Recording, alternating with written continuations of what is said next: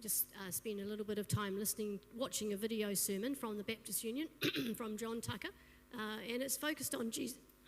It's about Jesus, which is a good start, isn't it, for the year? I just found it really helpful. So I'm going to listen to that it's only about 15 minutes long, and I think you'll find it very engaging. Then we're going to have a bit of a chat about it afterwards. So sit back and enjoy our guest speaker.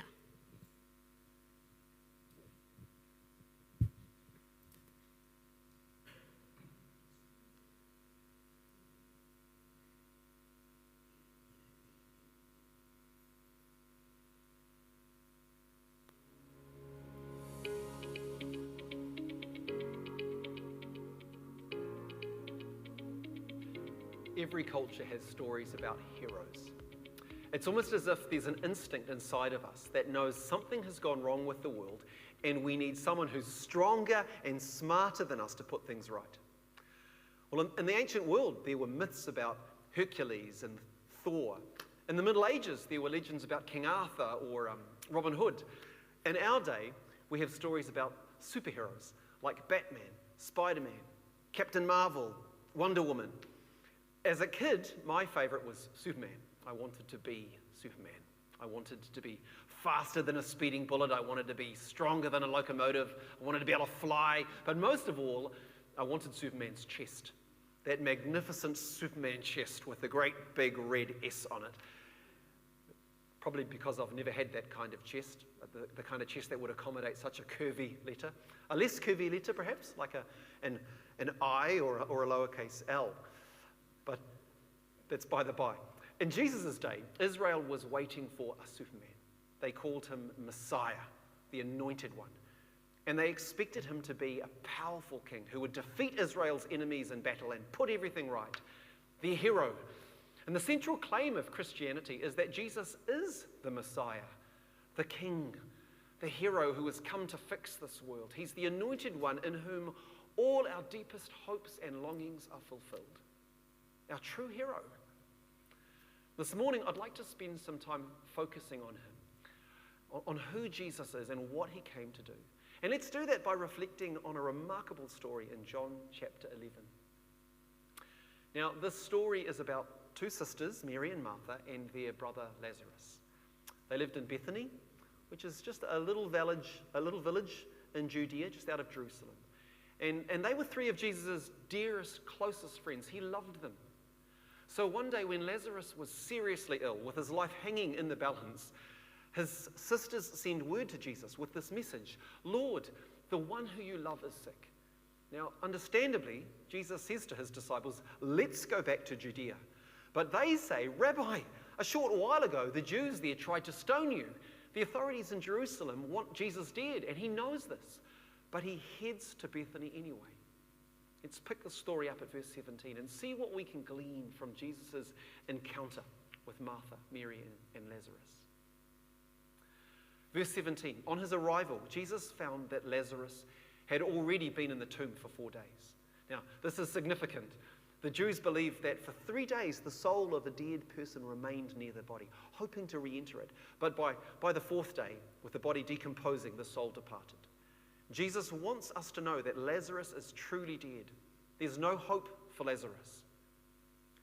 Verse 18.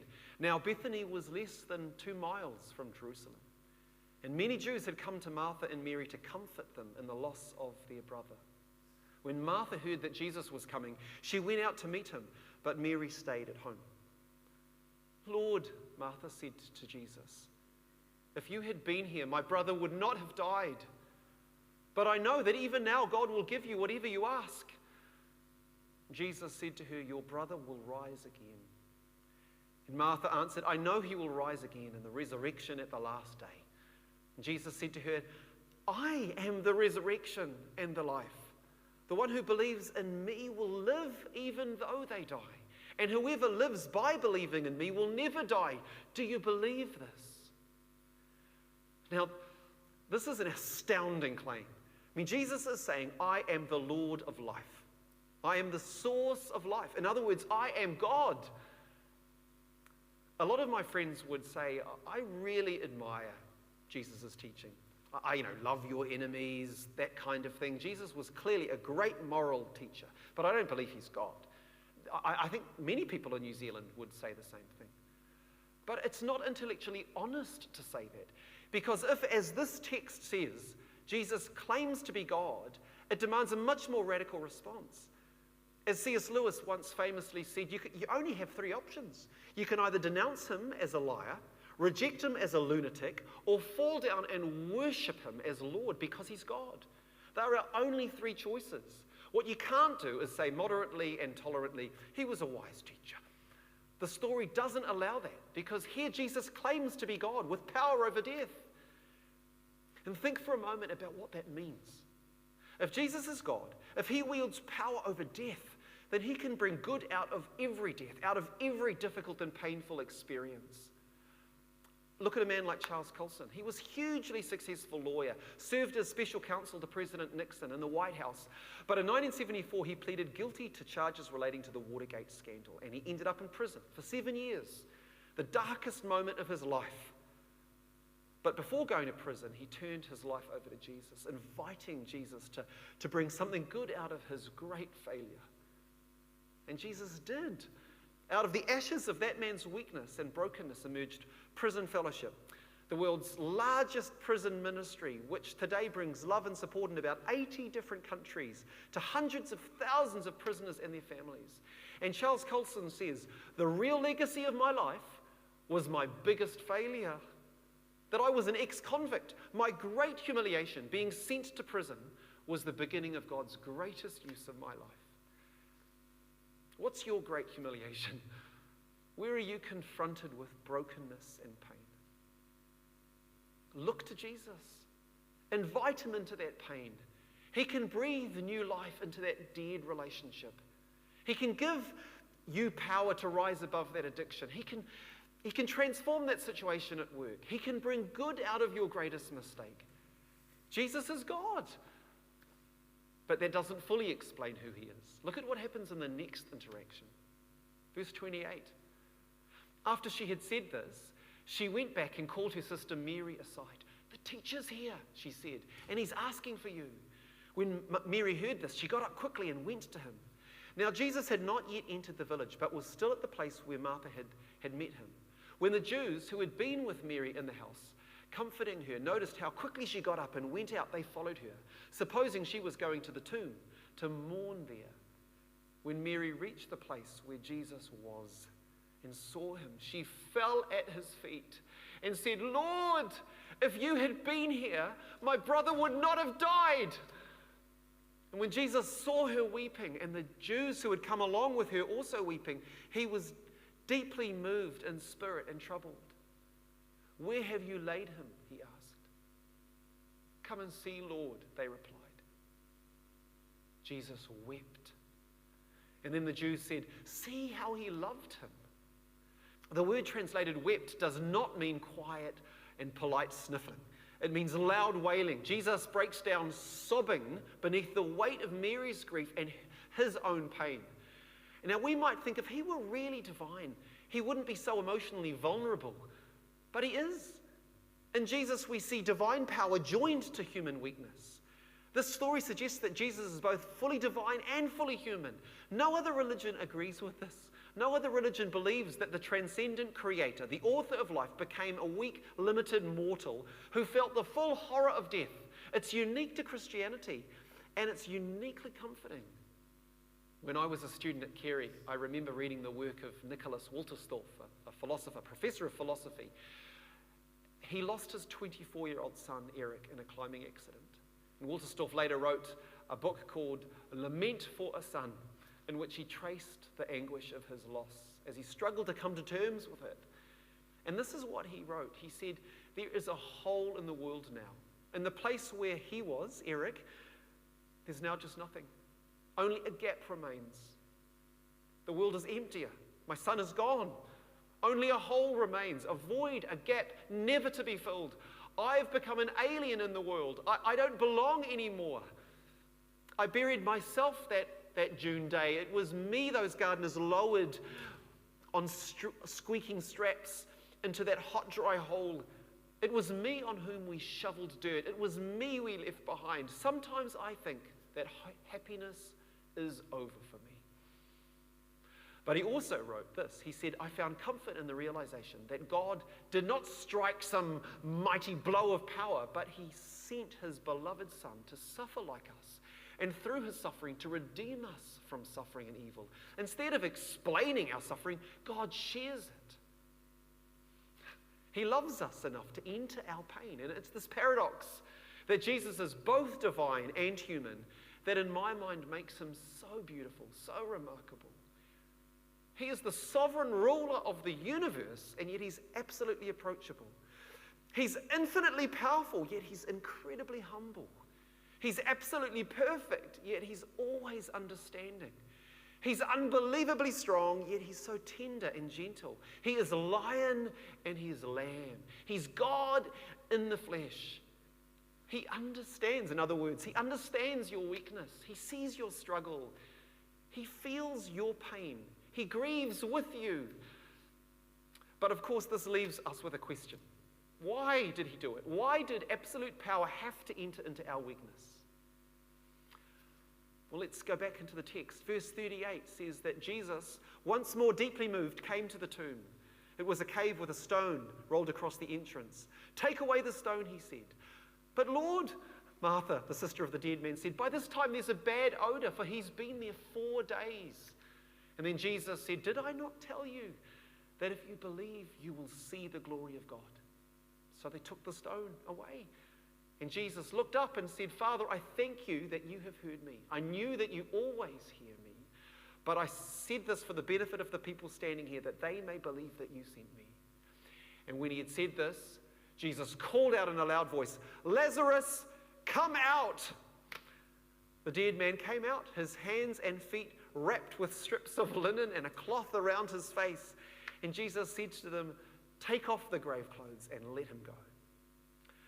The word translated deeply moved means to bellow with anger, to roar with fury. Jesus is absolutely furious. He's angry. He's outraged. Why? Well, Dylan Thomas once wrote, do not go gentle into that good night. Rage against the dying of the light. Jesus is raging against death. He's looking into the tomb, staring into that dark hole of death, and he's outraged. He didn't make a world filled with sickness and suffering and death. He hates these things and the evil that causes them. So you might ask, if Jesus is that unhappy with the world as it is, why doesn't he just sweep all the evil away? Because so much of the misery and death in the world is caused by the evil in our hearts. There's more selfishness and pride in our hearts than we want to believe. You may have heard about that study that measured how long it takes the average person to leave a car park. Guess how long it takes the average person to unlock their vehicle, get in, start the engine, check the rear view mirror, and leave the parking space? About 25 seconds. But guess how long it takes people to vacate the parking space if someone is waiting for their space? Not 25 seconds, but 30 seconds. And if the car waiting honks their horn in impatience, close to 40 seconds. There's something fundamentally rebellious and selfish about the human spirit. Alexander Solzhenitsyn was right when he said that the battle line between good and evil does not run between nations, it runs through the heart of every person. So if Jesus had come to earth with the sword of God's wrath against evil, none of us would have been left to tell the story. As Tim Keller says, Jesus did not come with a sword in his hands, thankfully. He came with nails in his hands. He didn't come to bring judgment, but to bear judgment. Later in this chapter, the religious leaders, they realized that this miracle, it's made Jesus more popular than ever. And so they convene a council meeting, and they decide that, in their words, it's better that one man die for the people than that the whole nation perish. And so, verse 37, it says, from that day on, they plotted to take his life. Within a few days, Jesus will be hanging on a cross. Do you see the irony? In the words of Keller, the only way for Jesus to bring Lazarus out of the grave was to put himself in the grave. The only way for Jesus to interrupt Lazarus' funeral is to summon his own. The only way for Jesus to give us life is to lay down his own life, to take our sin, our evil upon himself and bury it in the grave. Some time back I came across a story from Anne Lamott, and she writes this. She says that many years ago, when I worked as a volunteer at a hospital, I got to know a little girl named Liz who was suffering from a rare and serious disease. Her only chance of recovery appeared to be a blood transfusion from her 5-year-old brother, who had miraculously survived the same disease and had developed the antibodies needed to combat the illness. And so the doctors explained the situation to her little brother, and they asked the little boy if he would be willing to give his blood to his sister. And Lamott says, I saw him hesitate for only a moment before taking a deep breath and saying, yes, I'll do it if it'll save her. And as the transfusion progressed, he lay in bed next to his sister and he smiled, as we all did, seeing the colour returning to her cheek. And then his face grew pale and his smile faded. He looked up at the doctor and he asked with a trembling voice, will I start to die straight away? Being young, this little boy had misunderstood the doctor. He thought he was going to have to give all of his blood in order to save his sister. And yet he was willing, as was our Creator. In Jesus Christ, God came to our rescue. In his death and his resurrection, he demonstrated that he can bring life out of any death. He demonstrated that he understands your weakness. He feels your pain. And he demonstrated that he is for you. He is for you, and he's willing to transmit his life, his goodness into you. So give him that broken relationship. Give him that secret addiction. Give him that desperate struggle. Give him that massive mistake. Give him that challenge at work. Give him that dream to which you cling. Give him your loved one. Give him your life. Trust him with it. One day at the end of time, he will make all things new. His creation will be perfectly restored. Sickness and sin and selfishness and sadness will be no more, because Jesus truly is the great hero, the one in whom all of our deepest hopes and longings are fulfilled.